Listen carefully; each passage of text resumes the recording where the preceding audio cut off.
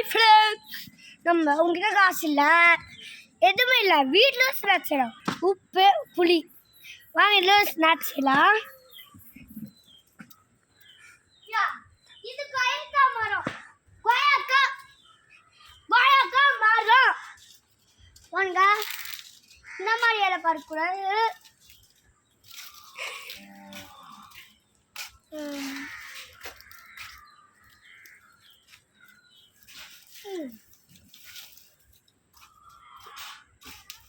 இந்த மாதிரி எல்லாம் பறிக்கணும்.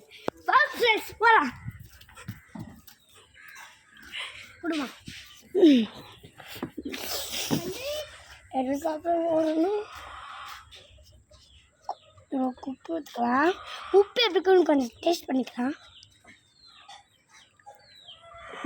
நல்ல உப்பு தான். யாராவது விட்டதா? இப்போது இது உப்பு இவ்வளோண்டு தான். உப்பு வச்சுக்கலாம்.